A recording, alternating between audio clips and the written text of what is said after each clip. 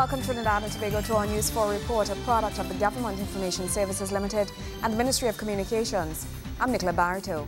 Let's take a look at the headlines.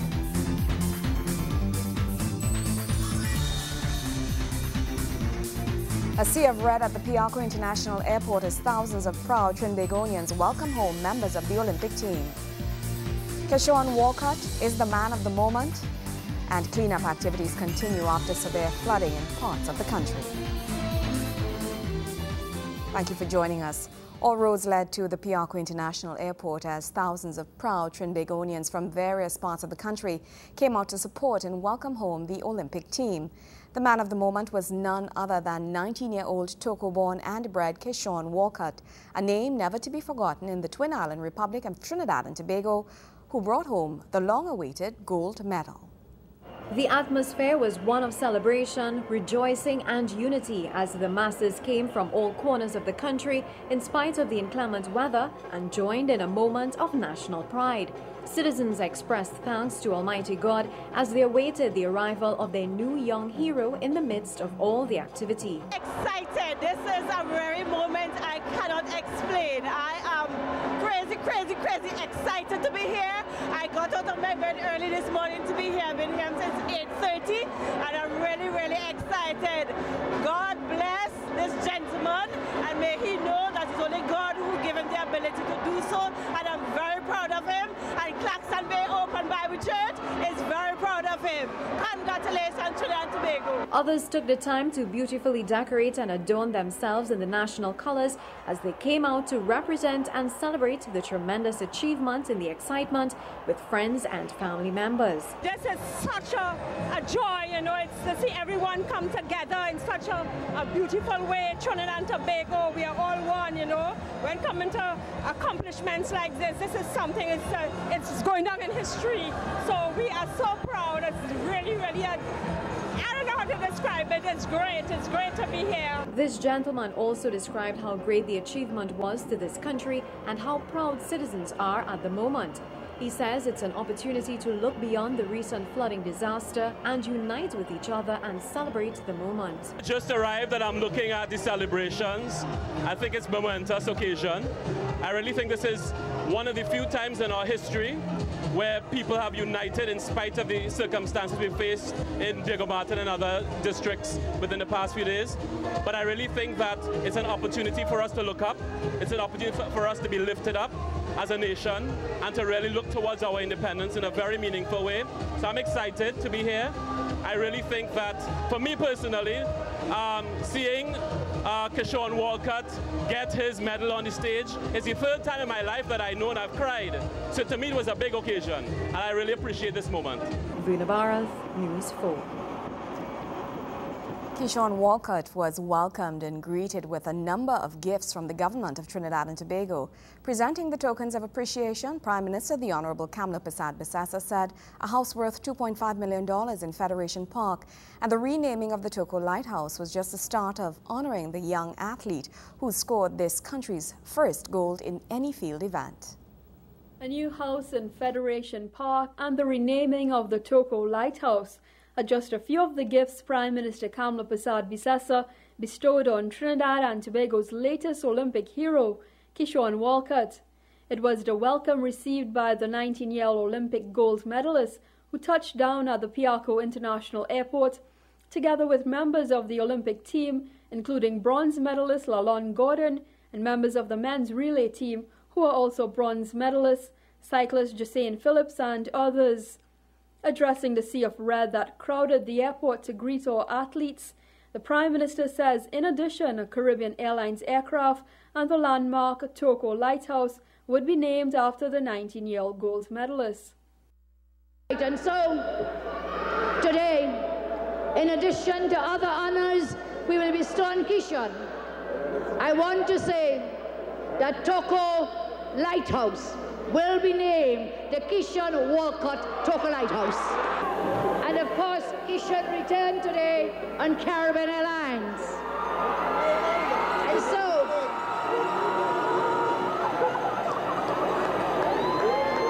we will name one of our new aircraft in honor of Keshawn Walcott. In addition to the gold medalist receiving a home in Federation Park worth $2.5 million, the Prime Minister announced plans to commence a housing development in Toko in honor of the 19-year-old Olympian. In addition, 20,000 square feet of land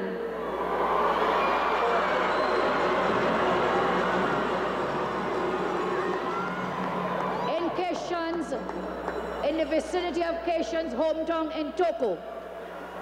And in addition to that 20,000 square feet of land we will give to him, we will have a housing development project in Toko. But that's not all. That $1 million to be invested as he desires. Keishan Walcott, youngest ever gold medal winner of the javelin throw in Olympic history, will receive a home in Federation Park.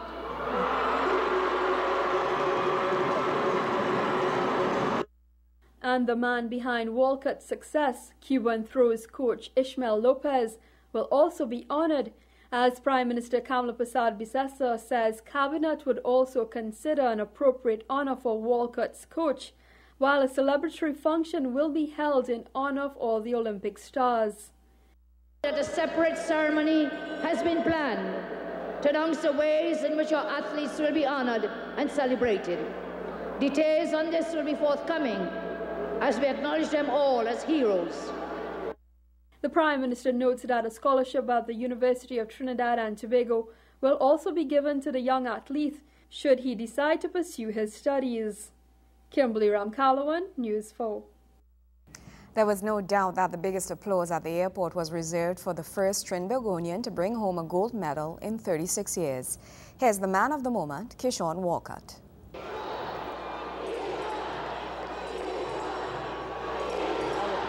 These were the chants echoed amid scenes of jubilation as Olympic gold medalist Keishan Walcott addressed the crowd gathered at the Piarco International Airport to witness the return of our Olympic heroes. Keishan, whose humility was overshadowed only by his seemingly shy personality, expressed gratitude to everyone who made his great feat possible. Thank you for coming out, supporting me. I'm really proud to know that I have carried the flag for Trinidad and Tobago. Went out there, did my best.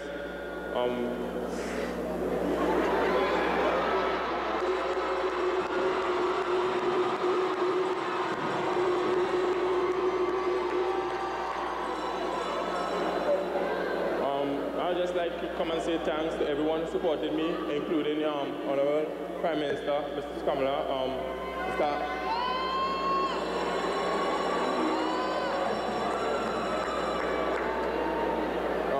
the Minister of Sport, Mr. Arnold Roberts, Mr. Ashwin Creed.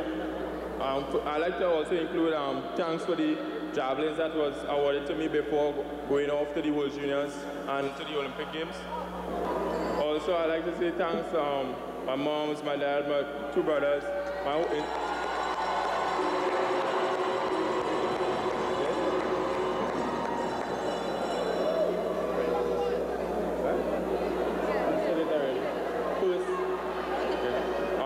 my entire family, and most of all, I'd like to thank God for health and strength.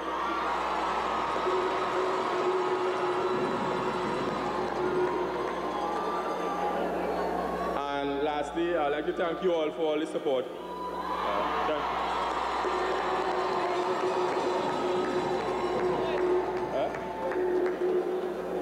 I almost forgot my coach.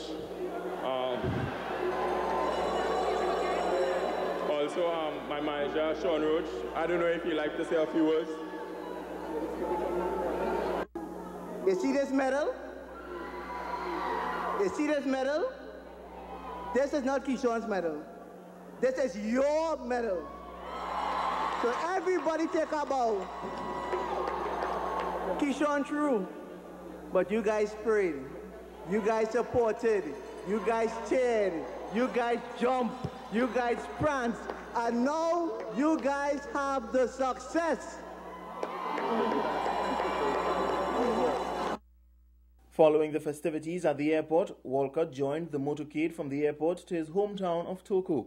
In Toko, the celebrations continue at the Toko Composite Secondary School. Gregory McBurney, News 4. News 4 continues after the break. Stay with us.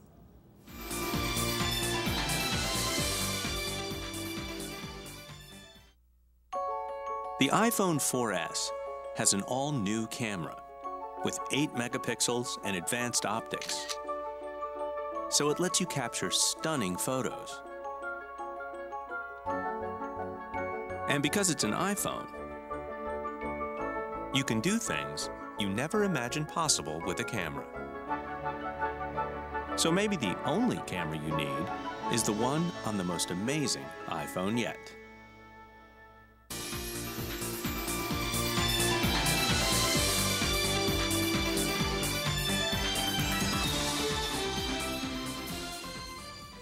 Thank you for staying with us. With joy comes sorrow, and that was the case for some persons throughout northwest Trinidad who, while others celebrated this country's first gold medal in 36 years, were engaged in cleanup activities after severe flooding in parts of the northwest. Prime Minister the Honorable Kamla Persad Bissessa has pledged disaster relief funds to assist persons affected by the recent flood in western Trinidad.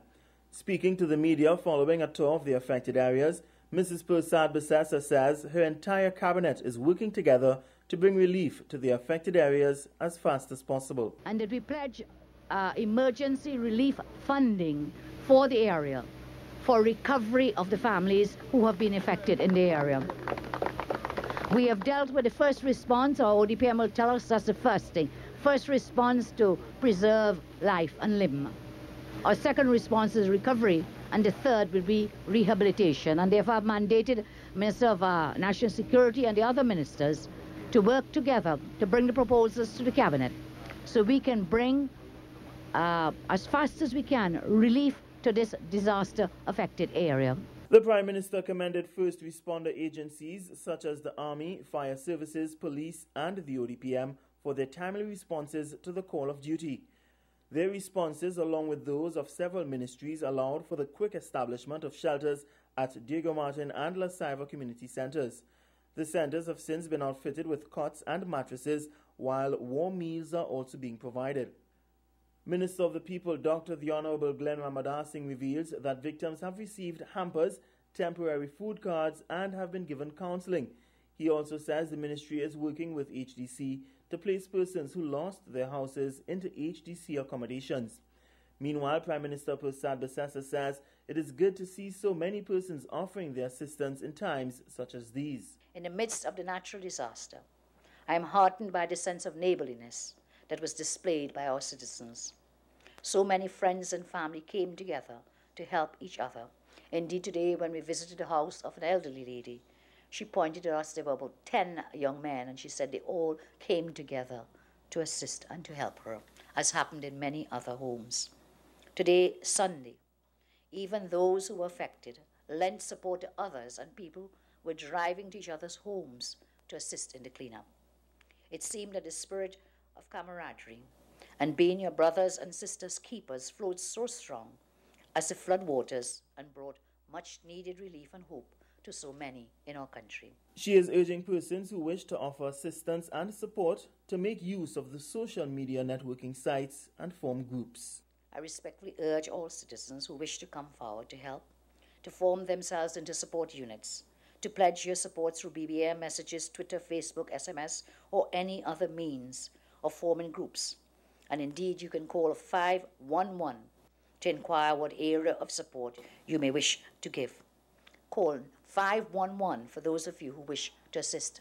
Gregory McBurney, News 4.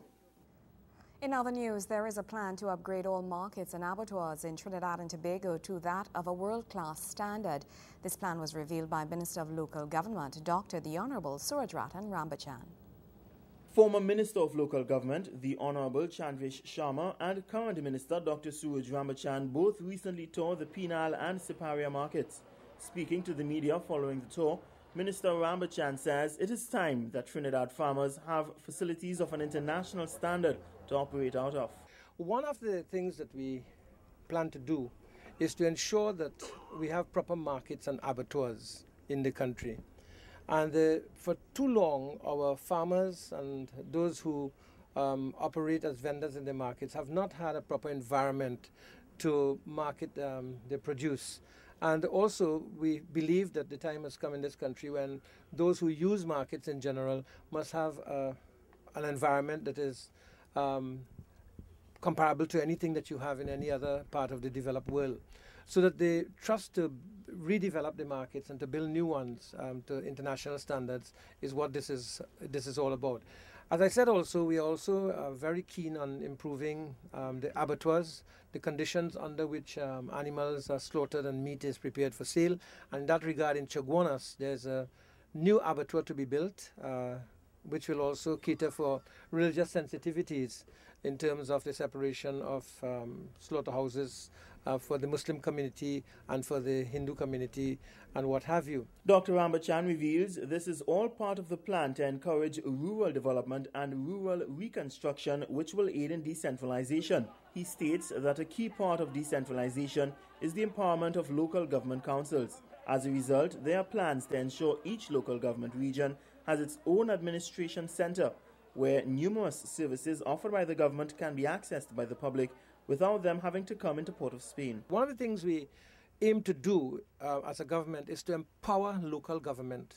And part of that empowerment is to ensure that each region has a proper administrative center, so that it can be a place where several services of government are available, and not just the work of the regional corporation, so that people do not have to travel to Port of Spain to get anything or all and everything done. They can come to this administrative complex and have a lot of government services delivered to them. The minister insists that offering quality services in rural areas will reduce the traffic burden placed on urban centers. He used Penal as an example of what persons can expect from the government in terms of rural development. If we want to reduce the burden of population on the urban centers and the number of people going into the urban centers and creating all the traffic jams and the stresses and what have you that comes with it, then we have to decentralize. And we have to decentralize in a way that brings services closer to people, but at the same time bring quality services to people. For example, in the Penal Debe area, when you enter Penal Debe in the near future, as you know, the university campus at Debe has already started. And then when you come into Penal, a new regional sports complex is being built, a judicial complex is being built, the hospital that will cater to non-communicable diseases and specialist problems, together with an accident and emergency center, that is also going to be built. And there are other projects in the pipeline. Gregory McBurney, News 4. News 4 continues. Stay with us.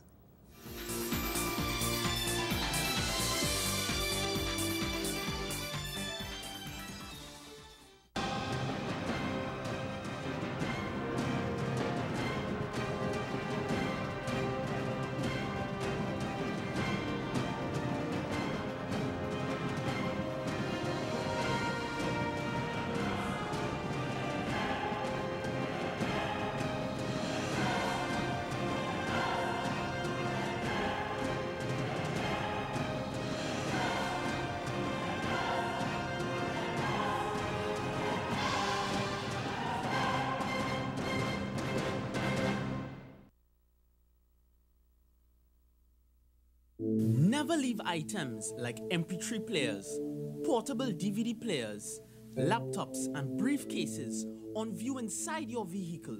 It is an open invitation for a thief. Don't leave them on show. If you cannot take them with you, place them in the trunk of your car. Remember, crime prevention is everyone's business. A message from the Trinidad and Tobago Police Service.